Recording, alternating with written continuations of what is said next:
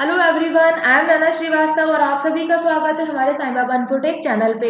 तो गाइज आज की क्लास में हम लोग पढ़ने वाले हैं एडवर्ब के बारे में। जी हाँ, आज का जो हमारा सेशन है क्रैकडाउन यानी कि बैंकर बाबू सीरीज के अंतर्गत, तो आज हम लोग पढ़ने वाले हैं एडवर्ब के बारे में, जहाँ मैं आप लोग को 30+ MCQs के साथ एडवर्ब के टॉपिक के बारे में डिटेल इन्फॉर्मेशन देने वाली हूँ।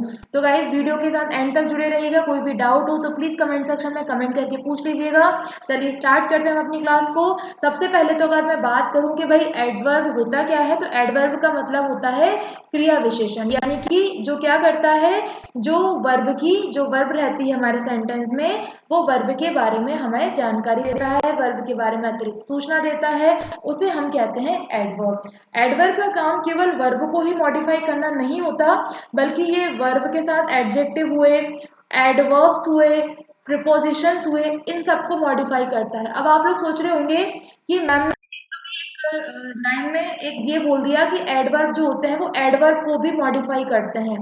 तो इस चीज के लिए मैं आपको बता देना चाहती हूँ कि मैं बिल्कुल सही बोली हूँ कि एडवर्ब का काम जो होता है वो वर्ब को, एडजेक्टिव्स को यानी कि प्रीपोजिशंस को और अदर एडवर्ब्स को भी मॉडिफाई करना होता है। कैसे होता है वो मैं बताऊंगी, तो आप ये ध्यान रखना कि क्रिया विशेषण यानी कि एडवर्ब का क्या रोल रहता है।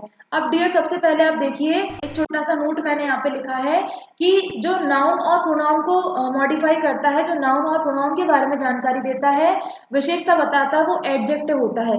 यानी कि एडजेक्टिव का काम केवल नाउन और प्रोनाउन तक सीमित है, इसके अलावा किसी पर नहीं। लेकिन डियर नाउन और प्रोनाउन के अलावा भी इंग्लिश ग्रामर में काफी सारी चीजें हैं, तो उनकी जो विशेषता बताता है उसको एडवर्ब कहते हैं। एडवर्ब का संबंध नाउन या प्रोनाउन से बिल्कुल भी नहीं होता है। एडवर्ब का संबंध होता है आपकी वर्ब से होता है, आपके एडवर्ब से होता है, एडजेक्टिव से होता है, प्रीपोजिशन से होता है, कंजंक्शन से होता है, आदि अनादि शब्दों से होता है।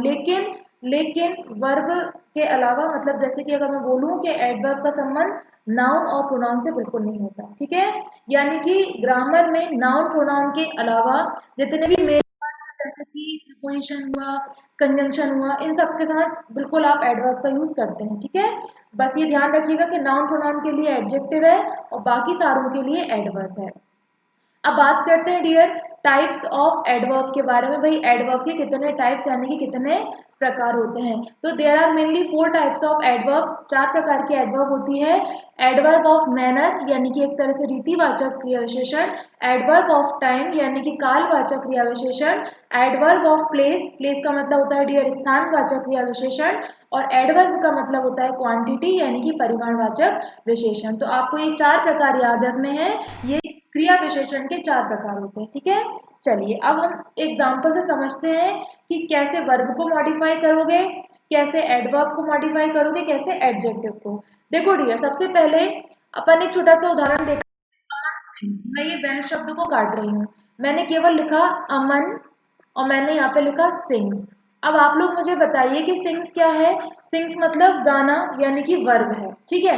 अब अमन कैसा गाता है, अमन अच्छा गाता है, बुरा गाता है, बेसुरा गाता है, कैसा, तो उसने बोला कि अमन सिंग्स वेल, यानी कि ये वेल शब्द किसके लिए लगा हुआ है, उसके गाने के लिए, उसके गाने के तरीके के लिए, अमन के लिए वेल नहीं लगा। तो यहाँ पे सिंग्स क्या हुई डियर, वर्ब हो गई। वेल शब्द क्या कर रहा है, वर्ब को और अच्छे से निखार रहा है और अच्छे से समझा रहा है, तो ये हो गया वेल शब्द आपके लिए एडवर्ब। क्यों, क्योंकि हमने अभी हाल सीखा था कि जो शब्द वर्ब की विशेषता बताता है वो हमारा क्या कहलाता है, एडवर्ब कहलाता है। और यहाँ पे वर्ब का काम कौन कर रहा है डियर, यहाँ पे वर्ब का काम कर रहा है आपका सिंग्स वर्ब, ठीक है। अब अगला देखिए, my sister is very tall. अब यहाँ पे मैंने एडजेक्टिव का एग्जाम्पल लिया है, देखो कैसे, my sister is very tall, ठीक है। अब मैं वेरी शब्द को हटा रही हूँ और मैं केवल लिख रही हूँ माई सिस्टर इज टॉल। तो भाई लंबा कौन है, टॉल मतलब लंबा, लंबा कौन है, माई सिस्टर मेरी बहन, यानी कि यहाँ पे माई सिस्टर क्या है, एक नाउन है, एक नाउन है। तो यहाँ पे आप देख सकते हो कि जो टॉल शब्द है वो किसको इम्प्रोवाइज कर रहा है, किसको स्पेसिफाई कर रहा है, किसको मॉडिफाई कर रहा है, माई सिस्टर को। यानी कि जो शब्द नाउन की विशेषता बताता है डियर, वो क्या कहलाता है, एडजेक्टिव कहलाता है। तो इस केस में आप देख सकते हो कि टॉल शब्द क्या है, सिस्टर के लिए लगा हुआ है, इसलिए टॉल मतलब हो गया एडजेक्टिव। अब मैंने आपको बताया था कि एडवर्ब वो शब्द भी होते हैं जो एडजेक्टिव को भी मॉडिफाई करते हैं। तो डियर, मैंने बोला कि भाई my sister is very tall, मेरी बहन, वेरी शब्द किसके लिए लगा है? टॉल के लिए। टॉल वैसे तो मेरी सिस्टर को टारगेट कर रहा है, लेकिन मैंने टॉल के लिए क्या लगा दिया? वेरी। मतलब लंबी तो है मेरी बहन, लंबी तो है, लेकिन कैसी है? बहुत लंबी है। तो ये वेरी शब्द क्या हो गया? जो कि एडजेक्टिव की विशेषता बता रहा है, इसलिए यहाँ पे वेरी हो गया आपका एडवर्ब। ठीक है, अगला देखिएगा dear, she speaks clearly, she speaks clearly. ठीक है, एक तो ये चीज हुई। अब आप देखो ये क्या है? वर्ब है। क्यों? स्पीक का मतलब क्या होता है? बोलना। ठीक है, और जो केवल वर्ब को टारगेट करेगा वो एडवर्ब होता है। तो आप इस सेंटेंस में देखो, शी स्पीक्स क्लियरली, तो क्लियरली किसके साथ लग रहा है? उसके बोलने के तरीके कि भाई वो क्लियरली, वो स्पष्ट बोलता है। तो स्पीक्स के लिए मैंने क्या लगा दिया? क्लियरली। ठीक है, अगर वो स्पष्ट नहीं बोल रहा होता तो मैं कुछ और लगा देती। तो आप देखो कि क्लियरली शब्द किसके लिए लगा है?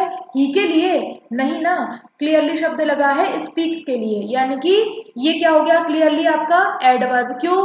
क्योंकि वो आपकी वर्ब को मॉडिफाई कर रहा है। देखो स्पीक्स क्या, वो बोलता है, ठीक है, लेकिन कैसा बोलता है? क्लियर बोलता है। तो यहाँ पे जो वर्ब की विशेषता बताता है उसको हम क्या कहते हैं? एडवर्ब। ठीक है, अब देखो इसके बाद ये वाला, ही स्पीक्स वेरी क्लियरली। मतलब डियर, ये क्लियरली क्या था? एडवर्ब था। अब मैंने उस क्लियरली को भी बोल दिया वेरी क्लियरली, यानी कि भाई वो बहुत स्पष्ट बोलता है। तो आप समझ गए कि कैसे मैंने आपको डेफिनेशन में बताया था। देखो आप, मैंने आपको डेफिनेशन बताई थी कि एडवर्ब एडवर्ब्स को भी मॉडिफाई करते हैं। ठीक है, तो अभी आप ही स्पीक्स क्लियरली कह रहे थे, अब आप कहोगे कि ही स्पीक्स वेरी क्लियरली। ठीक है, चलिए अब इसके पहला टाइप होता है dear adverb of manner. Manner का मतलब एक रीत, यानी कि इसमें आपको पता चलता है कि कोई जो काम है वो किस प्रकार से हुआ है, उसे रीतिवाचक कहते हो। मतलब कोई भी काम के होने का ढंग पता करना, वो काम किस प्रकार हुआ है, धीमे हुआ है, जल्दी हुआ है, अच्छी तरीके से हुआ है, बुरी तरीके से हुआ है, प्यार से हुआ है, गुस्से से हुआ है, मजबूरी से हुआ है, इच्छा से हुआ, कैसे हुआ है। तो किसी भी काम को करने का तरीका, किसी भी काम को करने का मैनर आपका एडवर्ब ऑफ मैनर कहलाता है। कुछ एग्जांपल्स लिखे हैं, देख सकते हैं आप। ये सारे के सारे शब्द आपके एडवर्ब ऑफ मैनर हैं, जो किसी ना किसी काम के होने का तरीका बता रहे हैं। तेजी से हुआ है कि धीमे हुआ है, भद्देपन से हुआ है, बुरा हुआ है, अच्छे से हुआ है, स्वीटली हुआ है, आदर से हुआ है, या दुखी होकर हुआ है। ठीक है, चलिए इसके अलावा डियर दूसरा, इसमें ही हम मैनर को कई तरीके से देख सकते हैं, जैसे कि धीरे धीरे, तेज तेज, ये सारे मैनर में आते हैं। किसी काम को करने का तरीका स्लोली स्लोली हो सकता है, फास्ट फास्ट हो सकता है, अर्जेंट हो सकता है, हैप्पीली हो सकता है, या फिर आप कह सकते हो कि हम ऐसा जरूर करेंगे, या हमें इस काम को करने में शक है। तो ये सारे शब्द जो आप स्क्रीन पे देख पा रहे हैं, ये सारे शब्द किसी भी काम के होने के तरीके को डिफाइन करते हैं। ठीक है, इसके अलावा डियर, इसके अलावा कुछ ये शब्द भी होते हैं जो आपको किसी भी काम के होने या किसी काम के ना हो पाने का तरीका बताते हैं, कि वो काम पूरा हुआ, कि अभी तक नहीं हुआ, कि केवल वही काम हुआ, कि वो काम अचानक हो गया, कि वो काम एकाएक रुक गया, या वो अकस्मात हो गया, या वो अचानक ही एकदम से काम हमारे सामने आ गया।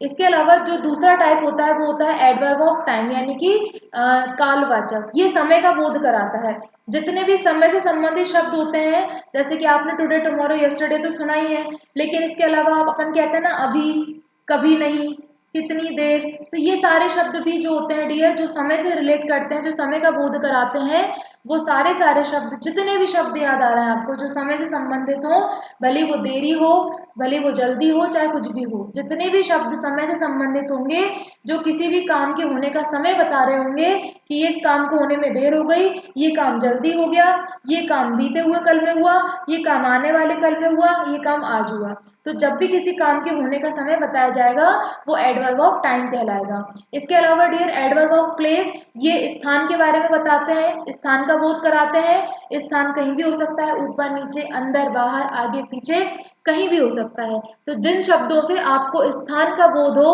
हर वो शब्द जिससे आपको प्लेस के बारे में जानकारी मिले, जो प्लेस को, किसी जगह को, किसी स्थान को टारगेट करते हैं, वो एडवर्ब ऑफ प्लेस कहलाता है। जैसे कि बच्चे ऊपर खेल रहे हैं, kids are playing upstairs, तो ऊपर का मतलब छत पे, है ना।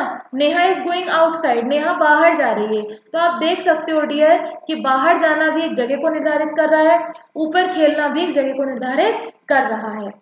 इसके अलावा डियर ये सारे शब्द जो मैंने लिखे हैं आपके लिए, ये सारे शब्द कहीं ना कहीं किसी जगह को निर्धारित करते हैं, आसपास, दाएं बाएं, इधर उधर, ऊपर नीचे, आगे पीछे, ठीक है, ये सारे शब्द।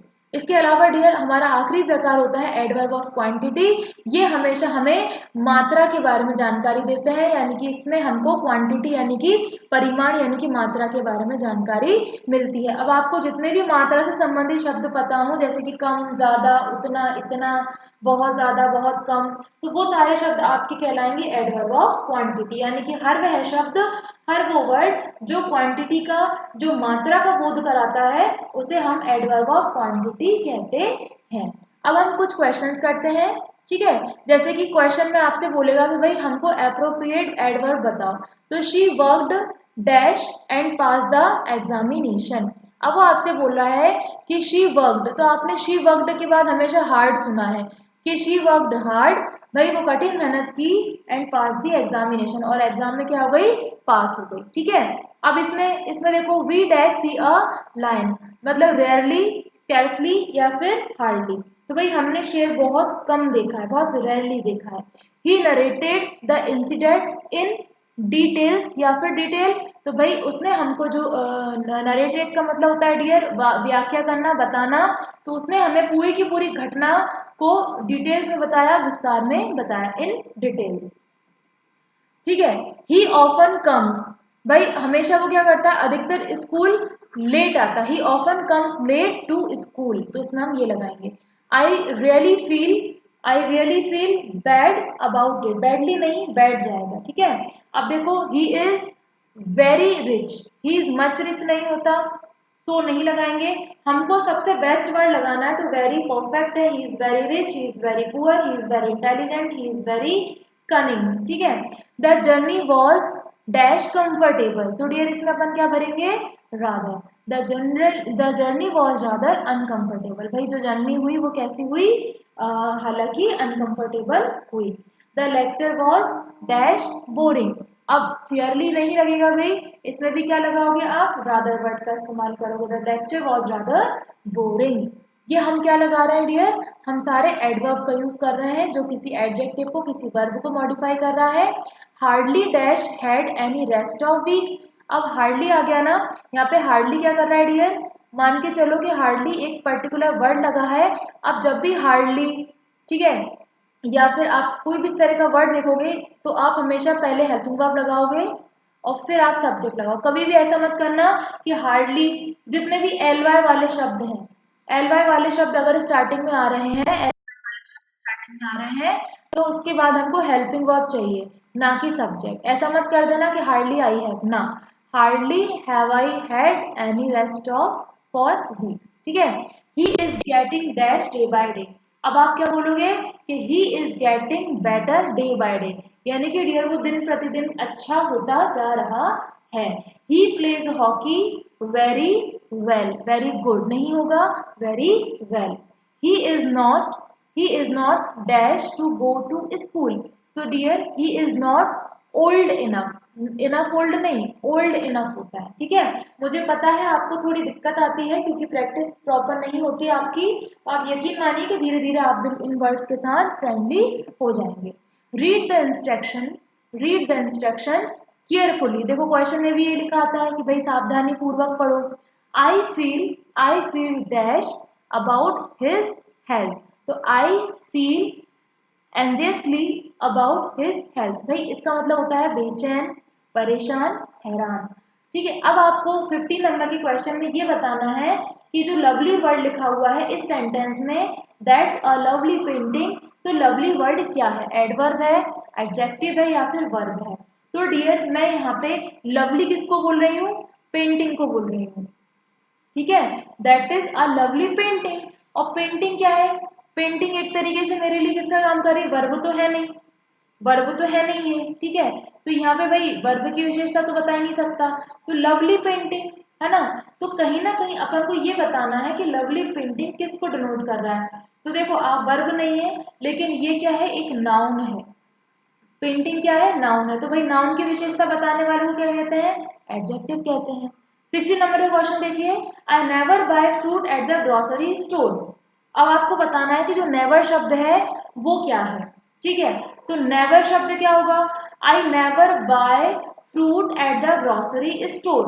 भाई मैं ग्रोसरी स्टोर से फ्रूट्स कभी नहीं खरीदता या कभी नहीं खरीदती। तो अब आप पूरे सेंटेंस को ध्यान से देखो, प्रीपोजिशन तो होने से रही, ठीक है। नेवर बाय, यहाँ पे बाय क्या हो गया, क्रिया है खरीदना, लेकिन उसने खरीदने के लिए क्या बोल दिया कि मैं नहीं खरीदूंगा, मतलब खरीदने को मना कर दिया, यानी कि उसने वर्ब के बारे में बोला कि मैं खरीदूंगा नहीं, और जो वर्ब के बारे में बोलता है वो एडजेक्टिव होता है।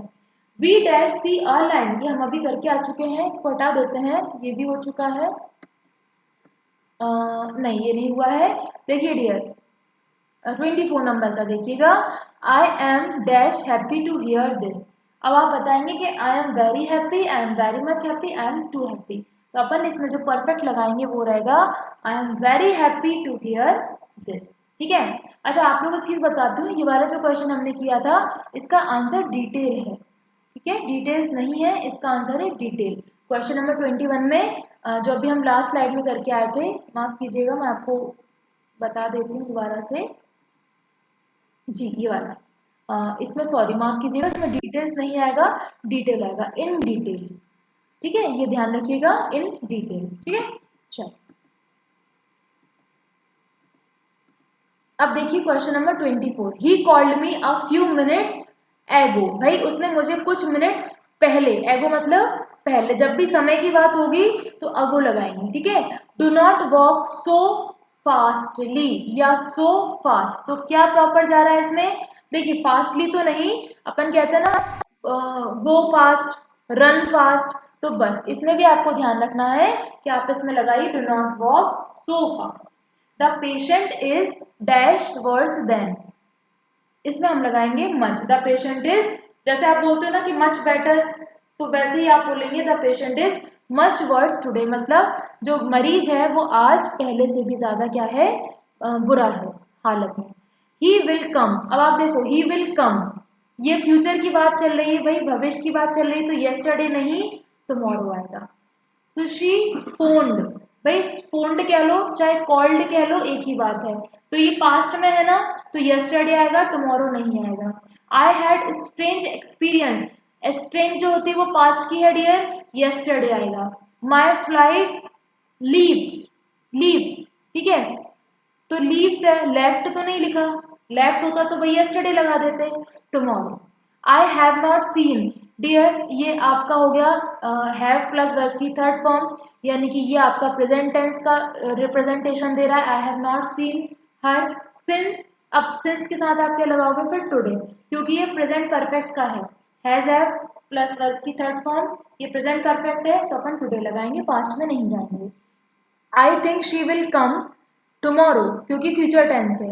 आई वेंट पास्ट सिंपल है डियर, वर्ब की सेकंड फॉर्म लग रही है, तो yesterday. The fish was past tense है, ठीक है, वॉज बैडली कुक्ड, भाई the fish was badly cooked. My husband dash forgot my birthday, my friend husband completely पूरी तरीके से, पूरा नहीं पूरी तरीके से मेरा जन्मदिन भूल गए। तो डियर ये था हमारा आज का एडवर्ब का सेशन, मुझे उम्मीद है कि आप लोग को क्वेश्चन पढ़ने में और डेफिनेशन में मजा आया होगा। अगर आपको वीडियो अच्छा लगा है तो लाइक कीजिएगा, शेयर कीजिएगा, कोई भी डाउट हो तो प्लीज कमेंट सेक्शन में कमेंट करके मुझसे पूछ लीजिएगा, और अगर आपने चैनल को सब्सक्राइब नहीं किया तो सब्सक्राइब करके बेल आइकन को जरूर प्रेस कर दीजिए, और आप हमें हमारे टेलीग्राम ग्रुप पर भी ज्वाइन कर सकते हैं, इसका लिंक आपको डिस्क्रिप्शन बॉक्स में हम उपलब्ध कर देंगे।